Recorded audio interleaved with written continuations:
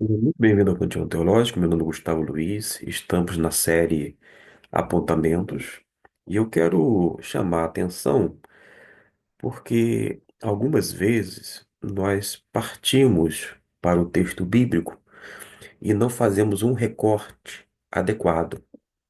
A gente precisa nos situar contextualmente e verificar onde é que contém uma ideia principal.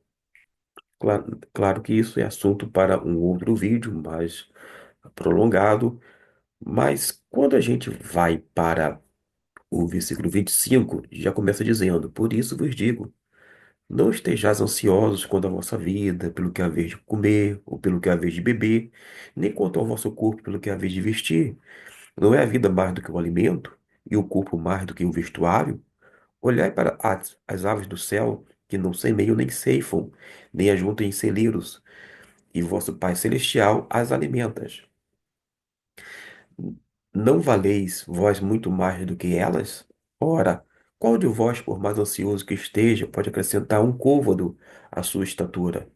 E pelo que haveis de vestir, por que andais ansiosos?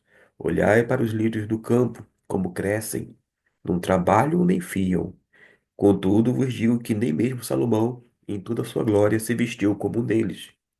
Pois se Deus assim veste a erva do campo, que hoje existe, e amanhã é lançada no forno, quanto mais a vós, homens de pouca fé. Portanto, não vos inquieteis dizendo que haver de comer, ou que haver de beber, ou com que nos havemos de vestir, pois todas essas coisas os gentios procuram, porque vosso Pai Celestial sabe que precisar de tudo isso.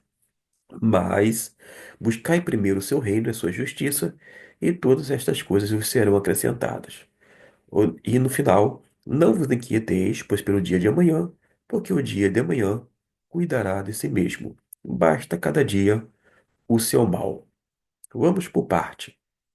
Quando a gente vai para o versículo de número 33, diz: Mas buscai primeiro o seu reino e a sua justiça, e todas as coisas vos serão acrescentadas.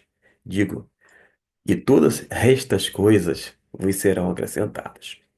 Feita esta correção, em termos de leitura, a gente observa que nesse versículo 33 estabelece a prioridade do reino de Deus, logo do próprio Deus. Tá ok? Deste modo, quando a gente volta aqui para os versículos anteriores, algumas pessoas partem do versículo 25. Por isso vos digo, não estejais ansiosos quanto à vossa vida, pelo que haveis de comer, e assim por diante.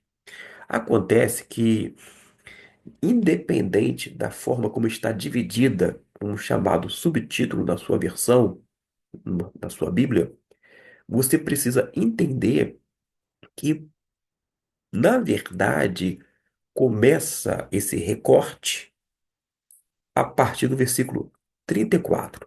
Por causa de quê?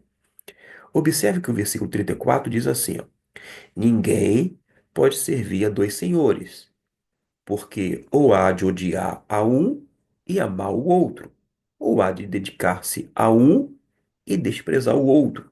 Não podeis servir a Deus e às riquezas. Ele está ensinando que a gente precisa servir tão somente a Deus, não é verdade? É justamente a ideia que está no versículo 33, porque diz que temos que buscar primeiro o seu reino e a sua justiça, dando prioridade a quem? A Deus. Deste modo, se eu fosse pregar quando não desenvolver um estudo bíblico, eu não começaria a partir do versículo 25 e iria até o versículo final, 34. Ao contrário, eu começaria no versículo de número 24 até o 34. Porque é isto que a gente vai fazer obtendo um recorte, digamos assim, mais adequado. Quando falo recorte, na teologia, a gente menciona um termo chamado perícope. A perícope tem uma ideia central. E a gente tem que buscar no texto, ou nesse recorte feito, qual é a ideia central.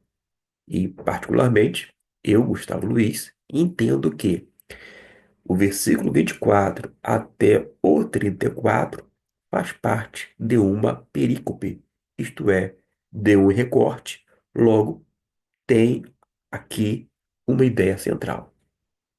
Se a ideia principal for justamente priorizar Deus, conforme o versículo 33, uma alusão a buscar primeiro o reino dele e a justiça divina, o versículo que eu li, que é o 24, está dentro desta perícope, porque diz categoricamente que a gente precisa servir a um Deus, porque se dedicar a um, você vai acabar desprezando o outro e vai sintetizar dizendo, ó, não poder servir a Deus e as riquezas. A ideia de servir um Deus está de acordo ou alinhado com aquele princípio de buscar o reino dele e a justiça do eterno. Fica aí esta dica, de uma forma muito simplória, é verdade, mas que pode lhe ajudar a observar no texto bíblico a perícope que, repito, sempre vai ter uma ideia central.